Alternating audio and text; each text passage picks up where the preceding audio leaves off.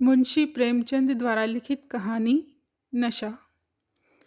ईश्वरी एक बड़े जमींदार का लड़का था और मैं गरीब क्लर्क का, जिसके पास मेहनत मजदूरी के सिवा और कोई जायदाद न थी। हम दोनों में परस्पर बहसें होती रहती। मैं जमींदारी की बुराई करता, उन्हें हिंसक पशु और खून चूसने वाली जोक और वृक्षों की चोटी पर फूलने वाला बंझा कहता।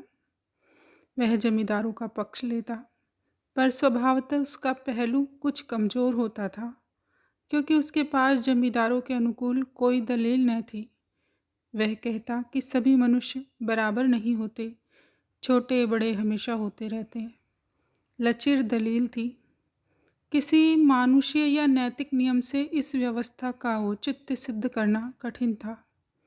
मैं इस वाद विवाद की गर्मा गर्मी में अक्सर तेज हो जाता था और लगने वाली हर बात कह देता था, लेकिन ईश्वरी हार कर भी मुस्कुराता रहता था। मैंने उसे कभी गर्म होते नहीं देखा। शायद इसका कारण यह था कि वह अपने पक्ष की कमजोरी समझता था। नौकरों से वह सीधे मुंह बात नहीं करता था। अमीरों में जो एक बेदर्दी और उद्दंडता होती है, उसमें वह प्रचुर भाग मिला हुआ था। नौकर ने बिस्तर लगाने में जरा भी देर की, दूध जरूरत से ज़्यादा गर्म या ठंडा हुआ, साइकिल अच्छी तरह साफ नहीं हुई, तो वह आपे से बाहर हो जाता। सुस्ती या बदतमीजी उसे जरा भी बर्दाश्त न थी, पर दोस्तों से और विशेषकर मुझसे उसका व्यवहार सौहार्द और नम्रता से भरा हुआ होता था। शायद उसकी जगह मैं होता तो मुझ में भी वही कठोरताएं पैदा हो जाती जो उसमें थी, क्योंकि मेरा लोक प्रेम सिद्धांतों पर नहीं, निजी दशाओं पर टिका हुआ था। लेकिन वह मेरी जगह होकर भी शायद अमीर ही रहता, क्योंकि वह प्रकृति से ही विलासी और ऐश्वर्य प्रिय था। अब की दशहरे की छुट्टियों में मैंने निश्चय किया कि घर न जाऊंगा। मेरे पास किराए के लिए रुपये न थे और न घर वालों को तकलीफ देना चाहता था। मैं जानता हूँ वे मुझे जो कुछ देते हैं वह उनकी हैसियत से बहुत ज़्यादा है। उसके साथ ही परीक्षा का ख्याल था। अभी बहुत कुछ पढ़ना है। बोर्डिंग हाउस में भूत की तरह अकेले पड़े रहने को भी जी नहीं चाहता था। इसलिए जब ईश्वरी ने मुझे अपने घर का न्योता दिया तो मैं बिना आग्रह के राजी हो गया। ईश्वरी के साथ परीक्षा की तैयारी खूब हो जाएगी। वह अमीर होकर भी मेहनती और ज़हीन है। उसने उसके साथ ही कहा, लेकिन भाई एक बात का ख्याल रखना, वहाँ अगर जमींदारों की निंदा की तो मामला बिगड़ जाएगा और मेरे घर वालों को बुरा लगेगा। वह लोग तो आसामियों पर इसी दावे से शासन करते हैं कि ईश्वर ने आसामियों को उनकी सेवा के लिए ही पैदा किया है। आसामी में कोई मौलिक भेद नहीं है, तो जमींदारों का कहीं पता न लगे। मैंने कहा, तो क्या तुम समझते हो कि मैं वहाँ जाकर कुछ और हो जाऊँगा? हाँ, मैं तो यही समझता हूँ। तुम गलत समझते हो। ईश्वरी ने इसका कोई जवाब नहीं दिया। कदाचित उसने इस मामले को मेरे विवेक पर छोड़ दिया, और बहुत अच्छा किया। अगर वह अपनी जिद पर अड़ता तो मैं भी जिद पकड़ लेता। सेकंड क्लास में तो क्या, मैंने कभी इंटर क्लास में भी सफ़र नहीं किया था। अब की सेकंड क्लास में सफ़र का सौभाग्य प्राप्त हुआ। गाड़ी तो 9 बजे रात को आनी थी, पर यात्रा के हर्ष में हम शाम को स्टेशन जा पहुँचे। कुछ देर इधर उधर सैर करने के बाद रिफ्रेशमेंट रूम में जाकर हम लोगों ने भोजन किया। मेरी वेशभूषा और रंग ढंग से पारखी खानसामों को यह पहचानने में देर न लगी कि मालिक कौन है और पिछलग्गू कौन। लेकिन न जाने क्यों मुझे उनकी गुस्ताखी बुरी लग रही थी। पैसे ईश्वरी की जेब से गए। शायद मेरे पिता को जो वेतन मिलता है उससे ज़्यादा इन खानसामों को इनाम इकराम में मिल जाता है। एक अठन्नी तो चलते समय ईश्वरी ने ही दे दी। फिर भी मैं उन सभी से उसी तत्परता और विनय की अपेक्षा करता था जिससे वे ईश्वरी की सेवा कर रहे थे। क्यों ईश्वरी के हुक्म पर सब के सब दौड़ते हैं, लेकिन मैं कोई चीज़ मांगता हूँ तो उतना उत्साह नहीं दिखाते। मुझे भोजन में कुछ स्वाद न मिला। यह भेद मेरे ध्यान को संपूर्ण रूप से अपनी ओर खींचे हुए था। गाड़ी आई, हम दोनों सवार हुए। खानसामों ने ईश्वरी को सलाम किया, मेरी ओर देखा भी नहीं। ईश्वरी ने कहा, कितने तमीज़दार हैं ये सब। एक हमारे नौकर है कि कोई काम करने का ढंग नहीं। मैंने खट्टे मन से कहा, इसी तरह अगर तुम अपने नौकरों को भी 8 आने रोज़ इनाम दिया करो तो शायद इनसे ज़्यादा तमीज़दार हो जाए। तो क्या तुम समझते हो यह सब केवल इनाम के लालच में इतना अदब करते हैं?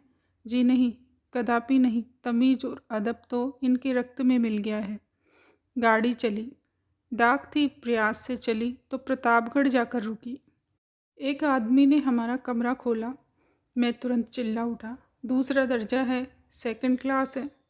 उस मुसाफिर ने डिब्बे के अंदर आकर मेरी ओर एक विचित्र उपेक्षा की दृष्टि से देखकर कहा, जी हाँ, सेवक इतना समझता है, और बीच वाले बर्थ पर बैठ गया। मुझे कितनी लज्जा आई कह नहीं सकता। भोर होते होते हम लोग मुरादाबाद पहुँचे। स्टेशन पर कई आदमी हमारा स्वागत करने के लिए खड़े थे। 5 बेगारों ने हमारा लगेज उठाया। दोनों भद्र पुरुष पीछे पीछे चले। एक मुसलमान था, रियासत अली। दूसरा ब्राह्मण था, राम हरक। दोनों ने मेरी ओर परिचित नेत्रों से देखा, मानो कह रहे हैं, तुम कौवे होकर हंस के साथ कैसे? रियासत अली ने ईश्वरी से पूछा, यह है बाबू साहब, क्या आपके साथ पढ़ते हैं?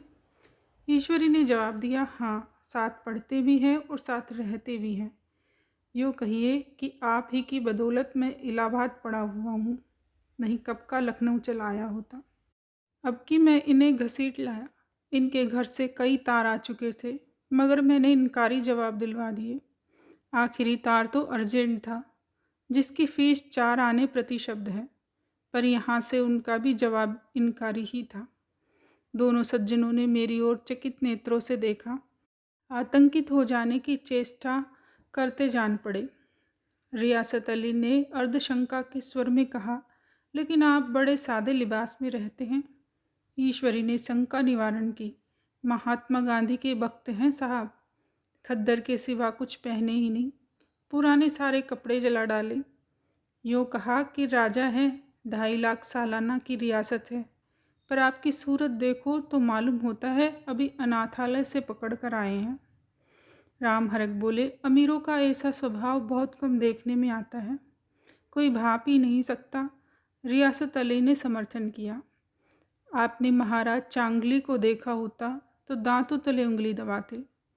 एक गाड़े की मिर्जई और चमरौंधे जूते पहने बाजारों में घूमा करते थे। सुनते हैं एक बार बेगार में पकड़े गए थे और उन्हीं ने 10 लाख से कॉलेज खोल दिया। मैं मन में कटा जा रहा था, पर न जाने क्या बात थी कि यह सफ़ेद झूठ उस वक्त मुझे हास्यास्पद न जान पड़ा। उसके प्रत्येक वाक्य के साथ मानो मैं उस कल्पित वैभव के समीपतर आता जाता था। मैं सहसवार नहीं हूँ। हाँ, लड़कपन में कई बार लद्दू घोड़ों पर सवार हुआ हूँ। हाँ, देखा तो 2 कलोरास घोड़े हमारे लिए तैयार खड़े थे। मेरी तो जान ही निकल गई। सवार तो हुआ, पर बोटियाँ काँप रही थी। मैंने चेहरे पर सिकन न पड़ने दिया। घोड़े को ईश्वरी के पीछे डाल दिया। खैरियत यह हुई कि ईश्वरी ने घोड़े को तेज नहीं किया, वरना शायद मैं हाथ पैर तुड़वा कर लौटता। संभव है ईश्वरी ने समझ लिया कि यह कितने पानी में है। ईश्वरी का घर क्या था, किला था, मामबाड़े का सा फाटक, द्वार पर पहरेदार टहलता हुआ, नौकरों का कोई हिसाब नहीं, एक हाथी बंधा हुआ। ईश्वरी ने अपने पिता, चाचा, ताऊ आदि सबसे मेरा परिचय कराया, और उसी अतिशोक्ति के साथ ऐसी हवा बांधी कि कुछ न पूछिए। नौकर चाकर ही नहीं, घर के लोग भी मेरा सम्मान करने लगे। देहात के जमींदार का लाखों का मुनाफा, मगर पुलिस कांस्टेबल को अफसर समझने वाले। कई महाशय तो मुझे हुजूर हुजूर कहने लगे। जब जरा एकांत हुआ तो मैंने ईश्वरी से कहा, तुम बड़े शैतान हो यार, मेरी मिट्टी क्यों पलीत कर रहे हो? ईश्वरी ने दृढ़ मुस्कान के साथ कहा, इन गधों के सामने यही चाल जरूरी है, वरना सीधे मुंह बोलते भी नहीं। जरा देर के बाद नाई हमारे पांव दबाने आया। कुंवर लोग स्टेशन से आए हैं, थक गए होंगे। ईश्वरी ने मेरी ओर इशारा करके कहा, पहले कुंवर साहब के पांव दबा। मैं चारपाई पर लेटा हुआ था। मेरे जीवन में ऐसा शायद ही कभी हुआ हो कि किसी ने मेरे पांव दबाए हो। मैं इस अमीरों के चोचले रईसों का गधापन और बड़े आदमियों की मुटरमंदी और जाने क्या क्या कहकर ईश्वरी का परिहास किया करता था, और आज मैं पोतड़ों का रईस बनने का स्वांग भर रहा था। इतने में 10 बज गए। पुरानी सभ्यता के लोग थे, नई रोशनी अभी केवल पहाड़ की चोटी तक पहुंच पाई थी। अंदर से भोजन का बुलावा आया। हम स्नान करने चले। मैं हमेशा अपनी धोती खुद छांट लिया करता हूँ, मगर यहाँ मैंने ईश्वरी की ही भांति अपनी धोती भी छोड़ दी। अपने हाथों अपनी धोती छाटते शर्म आ रही थी। अंदर भोजन करने चले। हॉस्टल में जूते पहने मेज पर जा डटते थे, यहाँ पाँव धोना आवश्यक था। कहार पानी लिए खड़ा था। ईश्वरी ने पाँव बढ़ा दिए। कहार ने उसके पाँव धोए। मैंने भी पाँव बढ़ा दिए। कहार ने मेरे पाँव भी धोए। मेरा यह विचार न जाने कहाँ चला गया था। सोचा था वहाँ एकांत में एकाग्र होकर खूब पढ़ेंगे, पर यहाँ सारा दिन सैर सपाटे में कट जाता था। कहीं नदी में बाजरे पर सैर कर रहे हैं, कहीं मछलियों या चिड़ियों का शिकार खेल रहे हैं, कहीं पहलवानों की कुश्ती देख रहे हैं, कहीं शतरंज पर जमे हैं। ईश्वरी खूब अंडे मंगवाता और कमरे में स्टोव पर आमलेट बनते। नौकरों का एक जत्था हमेशा घेरे रहता। अपने हाथ पांव हिलाने की कोई ज़रूरत नहीं, केवल जबान हिला देना काफ़ी है। नहाने बैठो तो आदमी नहलाने को हाजिर, लेटो तो पंखा झलने को खड़े। महात्मा गांधी का कुंवर चेला मशहूर था। भीतर से बाहर तक मेरी धाक थी। नाश्ते में जरा भी देर न हो पाए, कहीं कुंवर साहब नाराज न हो जाएं। बिछावन ठीक समय पर लग जाए। कुंवर साहब के सोने का समय आ गया। मैं ईश्वरी से भी ज़्यादा नाजुक दिमाग बन गया था, या बनने को मजबूर किया गया था। ईश्वरी अपने हाथ से बिस्तर बिछा ले, लेकिन कुंवर मेहमान अपने हाथों से अपने बिस्तर नहीं बिछा सकते। उनकी महानता में बट्टा लग जाएगा। एक दिन सचमुच यही बात हो गई। ईश्वरी घर में था। शायद अपनी माता से कुछ बातचीत करने में देर हो गई।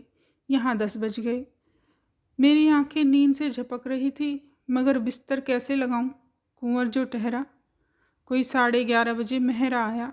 बड़ा मुंह लगा नौकर था। घर के धंधों में मेरा बिस्तर लगाने की उसे सुध ही नहीं रही। अब जो याद आया तो भागा हुआ आया। मैंने ऐसी डांट बताई कि उसने भी याद किया होगा। ईश्वरी मेरी डांट सुनकर बाहर निकल आया और बोला, तुमने बहुत अच्छा किया। यह सब हरामखोर इसी व्यवहार के योग्य हैं। इसी तरह ईश्वरी एक दिन एक जगह दावत में गया हुआ था। शाम हो गई, मगर लैंप मेज पर रखा हुआ था। दिया सलाई भी थी, लेकिन ईश्वरी खुद कभी लैंप नहीं जलाता था। फिर कुंवर साहब कैसे जलाई? मैं झुंझला रहा था।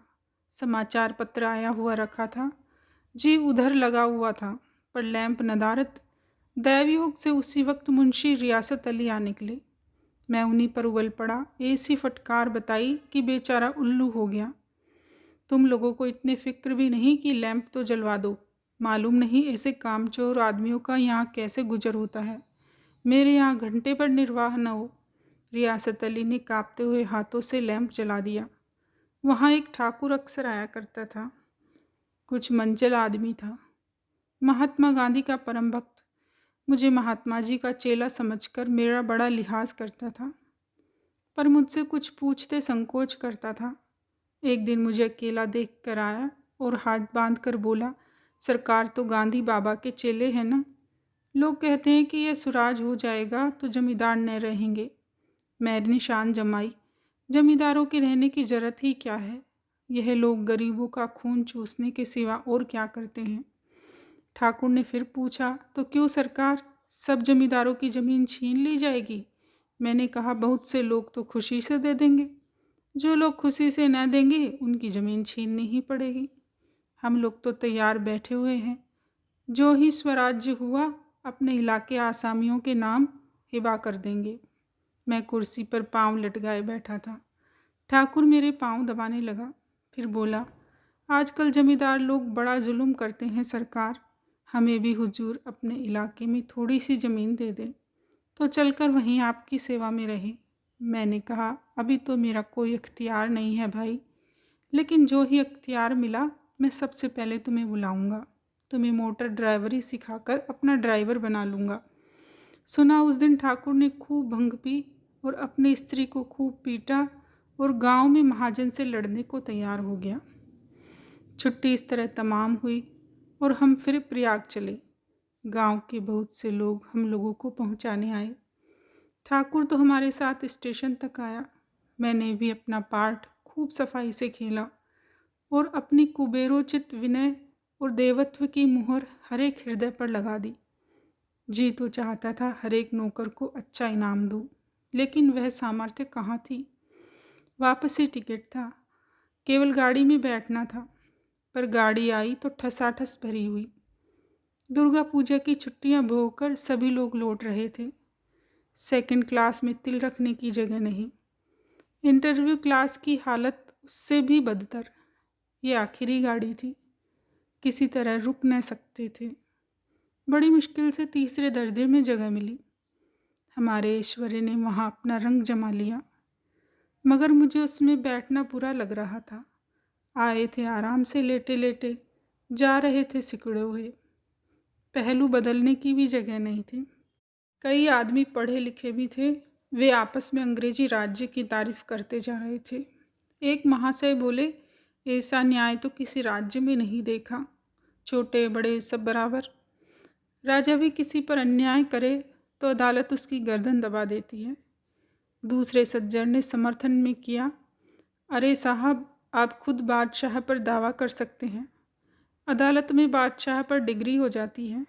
एक आदमी जिसकी पीठ पर बड़ा गट्ठर बंधा था, कलकत्ते जा रहा था। कहीं गठरी रखने की जगह न मिलती थी, पीठ पर बांधे हुए था। इससे बेचैन होकर बार बार द्वार पर खड़ा हो जाता।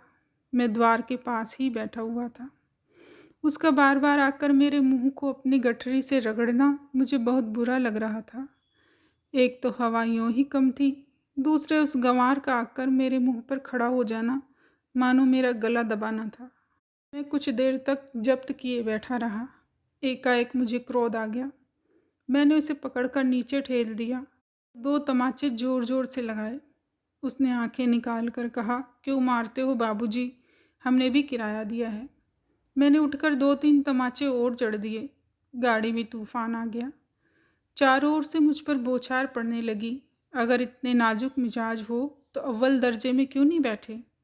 कोई बड़ा आदमी होगा तो अपने घर का होगा, मुझे इस तरह मारते तो दिखा देता। क्या कसूर था बेचारे का? गाड़ी में सांस लेने की जगह नहीं, खिड़की पर जरा सांस लेने खड़ा हो गया तो उस पर इतना क्रोध। अमीर होकर क्या आदमी अपनी इंसानियत बिल्कुल खो देता है? यह भी अंग्रेजी राज्य है जिसका आप बखान कर रहे थे। एक ग्रामीण बोला, दफ्तर में घुस पावत नहीं, उस पर इतना मिजाज। ईश्वरी ने अंग्रेजी में कहा, what an idiot you are बिर, और मेरा नसाब कुछ कुछ उतरता हुआ मालूम होता था।